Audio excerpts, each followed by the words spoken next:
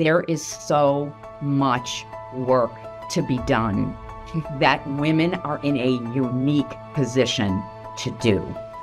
We as women, when we make money, we put the money back into the community. We put it into educating our children. We put it into making the community a better place. We are the ones doing all of this silent labor that holds the society up, literally. And so we need to stop acting like we are a minority player, because we are not. We are the majority. Hello, welcome to Women Awakening. I'm your host, Cynthia James, and I'm excited because this is a space where extraordinary women from around the globe step forward. And they step forward to share their wisdom, their courage, their gifts, their dedication, their stories, and how to uplift the well-being of women everywhere. So I work with leaders and teams, and I train coaches in my emotional integration techniques. And I support individuals who are ready to up-level, thrive, and live their most authentic lives. There are lots of programs coming in 2026. Website is cynthiajames.net. At the end of the show, I'll tell you a little bit more about how you can connect. I believe that we're living in a time of profound emergence, where women's voices, their visions, their leadership is rising. And it's rising in powerful ways. And so I'm deeply grateful to be a conduit to introduce you to these remarkable change makers and their stories of transformation, resilience, and impact. So you can find Women Awakening with Cynthia James on every podcast platform and video on YouTube. Please share the conversations, subscribe, and leave a review. Your reviews make a difference in helping us reach more women around the world. So, as I said, you can also go to cynthiajames.net, my website, and I have a newsletter, a vibrant private community, and many offerings to support your fullest expression. So now I want to introduce you to my guest today. She's new to me. Her name is Juliet Peters, founding partner, Framework Legal, a fractional general counsel, M&A, I just found today, mergers and acquisitions, franchising, and an executive lawyer. She's a powerful speaker and an advocate for women in the legal profession. And Juliet is passionate about empowering women lawyers to embrace their unique leadership abilities and consider launching their own practices. Juliet's journey is a testament to resilience and transformation. She has undergone a decade-long reinvention from fighting injustices in newsrooms, boardrooms, and courtrooms to burning out from trying to fit in by society's rules. We will be talking about that. Now, deeply, she's connected to her inner wise woman. Juliet is on a mission to guide other women in leading from their true selves. Juliet, thank you so much for being here. Oh, Cynthia, I'm super excited to be here and to have this conversation. I love your podcast, and I think that it's critical that as women, we get to integrate our whole beings into what we're doing now and to stop kind of hiding from, our internal spiritual life, which I think for a lot of time, you didn't bring that part of yourself out. Right. It was more hidden. And I'm super glad to have venues like this to talk about how we really move the needle by bringing our whole being to what we're doing. Well, I couldn't agree with you more. I mean, this podcast was started during COVID when many of my clients, the women, were saying, okay, I think this is a call to come out. This is a call to be stronger, to be more visible, to be more awake. Now, I'm assuming that you weren't born ready to be an attorney. So where did you grow up and how did you grow up? So I grew up in Chicago on the south side of the city. And I had it was a lot of love growing up, but not a lot of money and some very difficult circumstances in my whole home life. I was the child of an alcoholic father, and my mother had a lot of mental health and other challenges.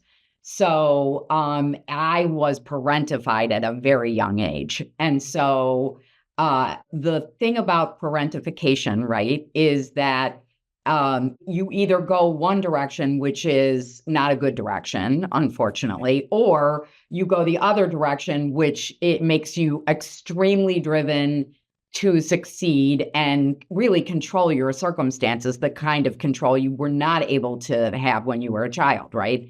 And so I actually, thankfully, went in that way. So it's been a long kind of road to get all of that integrated. And I don't talk about that too much really because it seems so distant to me now, but it kind of informs my story. I'm a city girl at heart. I love the city. And I love learning. That's at my core where I've always come from, which is a place of learning. And as a result of that, I kind of had this route to becoming a lawyer. And now I'm going to be, I'm working with a lot of women business owners, coaching and training. I myself have a podcast focused, it's a little bit more, talking about sort of the day-to-day, what do you need to know as a woman business owner. But from the time I was really young, Cynthia, I always knew that my future was with women. I don't know why. I mean, I was the precocious child talking about the ERA back in, when I was 5 or 6, right? No adult really wanted to have me in the room. They always tolerated me, but I sort of was born with that kind of activist, particularly woman activist gene from a very young age. So this kind of feels full circle to me because I've sort of gone through, I was a journalist in my first career, and then I became a lawyer. I've been a lawyer for 26 years now, helping people really transition their businesses, buying and selling businesses, which has a lot of educational kind of component to it, which I enjoy. But my passion and where I want to put my effort sort of in my last act is about really amplifying women's voices. I think it's really the time right now to do that. As difficult as the last number of years have been from a hard to be a woman perspective, and in a lot of ways, we have been heading back, right? I also see among women an incredible rise up. And I think it's super exciting. And I believe that as somebody who kind of walked the traditional road of being, in business in the 80s and the 90s and the 2000s, right, you included in a very unique position to really be able to move the ball forward because we know where we are coming from. And I think that has great value. Well, I truly believe in synchronicity. My father was an alcoholic. My mother had mental and emotional issues based on how she was brought up. And yeah, I wrote a book called Does My Voice Matter? And it kind of chronicled the 7 decades I've been on the planet to say, okay, this is what was happening then. This is what it's still trying to find me. Yeah. I guess I want to just say to you this whole thing about reinvention, because people look at my life and they go, well, you reinvented yourself a bunch of times. And it's like, yeah, because I think that that's part of the evolution of us as human beings and women especially. So what was it? Because in your bio, it said you got tired, this is my language, of being in the bubble that just felt so constrictive. What happened? Yeah, I think that I have really kind of taken, as I've gotten older, I can see that have been living a very kind of traditional work life. And that really isn't who I am at my core. And I have been working on other people's priorities for so long. I didn't really know what my own priorities were. I was always the one digging in to help other people build their thing. But it was not my thing, right? And I think as I've gotten, older, it's become clear that I do have a thing. I don't know what I'm waiting for. I'm very fortunate to have gotten to this point of my life and, be healthy and have the runway and the capacity to do something different. I've always been a master of reinvention. I've never been a standstill person. I believe that learning, if you're not learning, you're not growing, right? And you can only learn if you kind of stretch your comfort zone.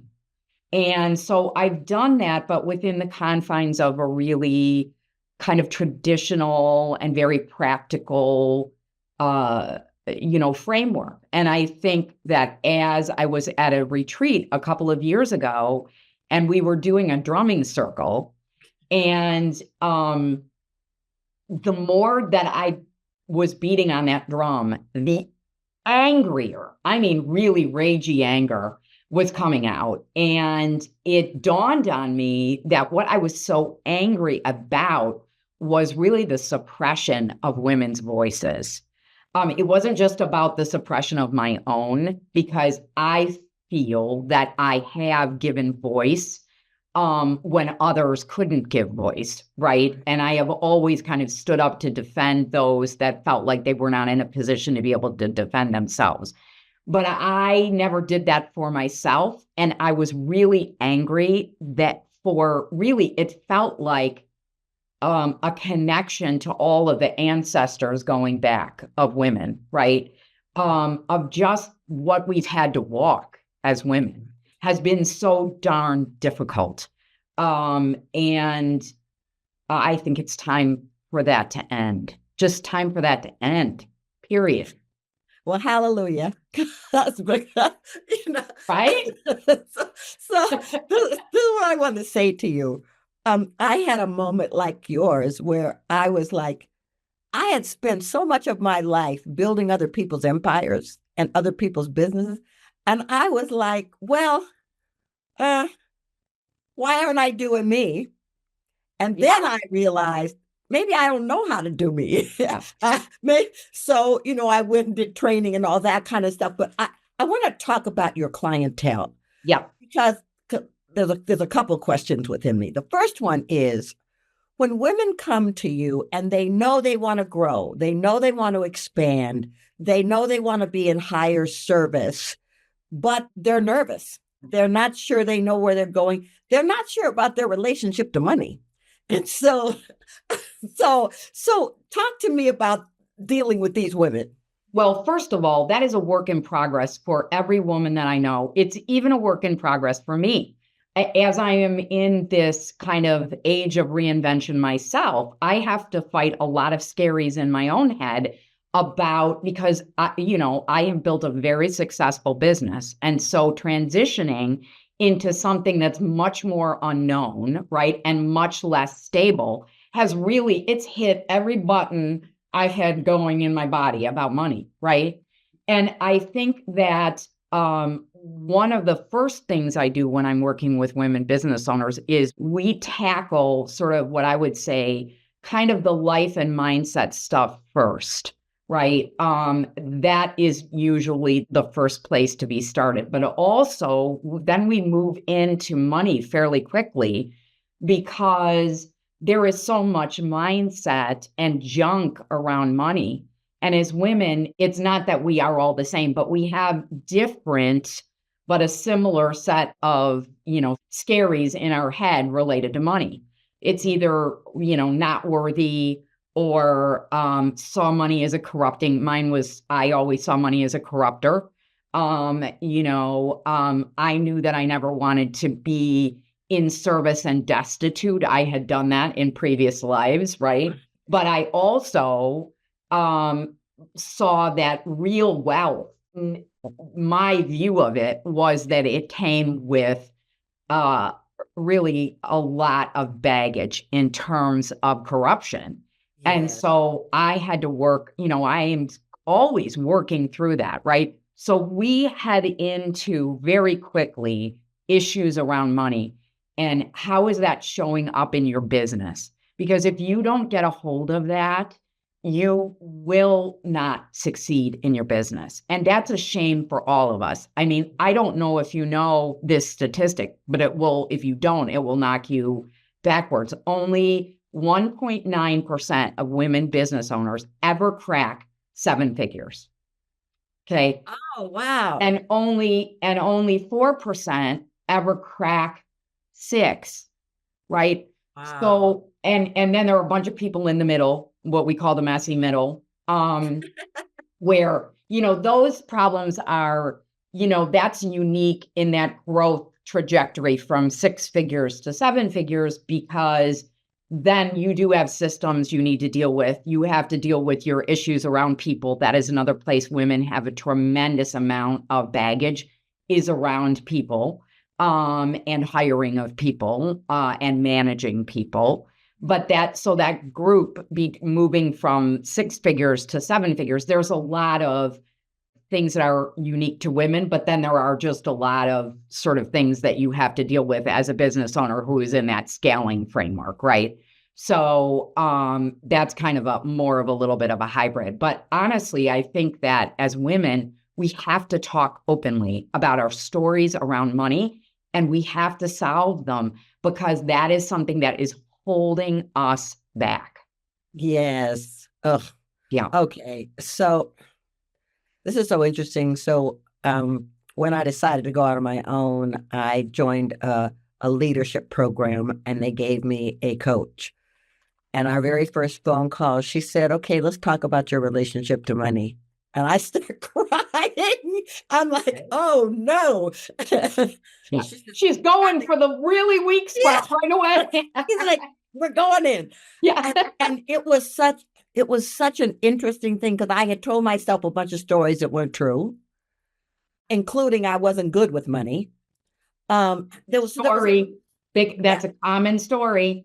Yes. And so I'm so glad that you're doing that, because, when we first started, you talked about kind of a spiritual energy. And I believe that we're all part of a spiritual universe that is abundant. Absolutely. So why wouldn't we be abundant? Because we've been taught for so long, our framework in modern society is scarcity, right? It's about only certain people can have, and everybody else is out in the cold, right? Yeah, the 1%ers. We have to stop believing that and start operating from a different plane. And look, I'm not trying to do false positivity. People have real challenges. Right. And we are living in a very difficult time in terms of being able to grow monetarily. Things, inflation. I mean, it isn't an easy time for anybody, right? So I don't want to sort of sell that you just have to believe and it all change. No, but you do have to work the program, which is addressing those mindset issues that are holding you in chains, because they really are. I mean, exactly. Yeah. Okay, so I want to talk about this mergers and acquisition thing. Yeah. Because I think I told you before we got on that I used to work with women entrepreneurs, and they would get to a place where they wanted to retire or they wanted to transition into something else, and then they wanted to sell their business, and then they would freak out. Yeah. So talk to me about what you do with people who might even be considering selling their business. Yeah. So the thing about selling your business is it's not something you can wake up on Monday and, execute a plan by Friday, right? It really takes about a 3-year pre-ramp up, right? So you need to really dial back. If you think that you have the ability to sell your business, you have to start working on that about 3 to 5 years before you're actually going to execute the plan. And there are a whole bunch of things that you need to do during that time frame, which is really you want to make yourself redundant completely, right? You don't want to be the one that's driving the business. You want to have people in place so that a buyer is not looking at you, and when you leave, the business falls apart, right? An enterprise level business is one that has a leadership structure and a leadership team, and those are more easy to sell. It does not mean that you can't, as a solopreneur or a small business owner, actually monetize some of the work. You can sell specific assets. You can do, a partnership where you're leaving, for example, your book of business with that person and you're taking some money from that. There are ways to skin that, right? But, typically you've got to start really thinking about it way ahead and working on that. And one of the things that I think I've noticed that's interesting to me is that women are better at that. So they are better at looking at this runway of 3 to 5 years and saying, I want to sell my business and I know what I need to do to get there. What I have observed, and it's not obviously in everyone, but I have observed among male business owners, is they don't think about it. They don't want to think about it because it's literally their identity. And so that thing you described where there's a freak out, that happens actually a lot more often with men because they haven't planned what their next chapter is. And so if you get somebody in the sale process, a business owner who does not have a plan for their next chapter, they will likely blow their sale up because they're not mentally ready to let their baby go, right? Wow. Okay, listen, ladies, I hope you were listening here. We're front runners. We are. No, absolutely. If we can get a hold of the things that hold us back, which is a lot of times mindset around money, failure to, we're great at taking stuff back. We hire an employee doesn't work out. Instead of going on to the next employee, we're like, well, I'll just do that myself for the rest of the time, right? You can't, that is not a recipe for successfully scaling and then selling your company. So we have our own problems, but one of the things that we don't have is planning. We have a really good planning gene. So if you tell a woman entrepreneur, you've got 3 to 5 years to get dial this stuff in order and sell the business, they will do that. They will do it because they're following a game plan. And we as women are very good at game planning. Yes, we are. Yeah. All right. I want to know, how do people find you? So you can find me in 3 ways. You can find me through the law firm, frameworklegal.com. You can find me on my podcast link, which is hertableherrules.com. And then my coaching is at julietpeters.com. So you're able to click into any of that and get a hold of me. Okay, ladies, let me just say this. I mean, you've been listening to gold here, so I hope you're paying attention. And if you didn't write everything down, rewind and listen again so you can get it, because this person is very wise and has a lot of expertise. I ask the same last question of every guest on this show. The show is called Women Awakening. Why is it important for women to be awakening at this moment? Because there is so much work to be done that women are in a unique position to do. We as women, when we make money, we put the money, facts, not opinion, we put the money back into the community. We put it into educating our children. We put it into making the community a better place. We are the ones doing all of this silent labor that holds the society up, literally. And so we need to stop acting like we are a minority player, because we are not. We are the majority, right? And imagine if we all came from that place of our thought process, what we could accomplish, whatever it is that speaks to your heart, and it's different for everyone, there's a problem to go with whatever it is that's speaking with your heart.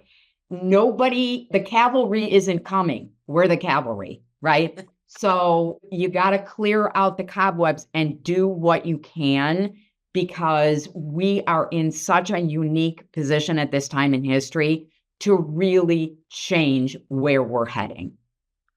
Well, Juliet, thank you so much. I mean, your passion is inspiring, and I'm just so grateful that you came here, not just to be on this show, but also to invite other women to step into their power. It's a beautiful thing to witness. Thank you very much. It was such a pleasure being here. Okay, ladies, let me say this. I close the show the same way. First of all, by sharing that I hope that this conversation was inspiring to you, because it was inspiring to me, right? I hope you walk away feeling touched and encouraged and reminded of how awesome you are, how fabulous you are, how unrepeatable you are, because these interviews are an invitation, and it's to awaken your voice, your vision, and bring your gifts to the world. If any of you want to go deeper in my work in emotional integration, I help leaders and teams and especially women build a better life. I also, in 2026, I'm going to be hosting Okay, Ladies, Let's Write a Book. It's my 5-day in-person retreat in the spring. You can go to cynthiajames.net and there'll be stuff there for you. So listen, please remember to subscribe, share these episodes with the women in your life, and leave a review. Really helps us. You can also watch full video episodes on YouTube by searching Women Awakening with Cynthia James. And so until the next time, just know that you're important, that you matter, that the time for you to rise and shine is now. I love you, and I'll see you next time.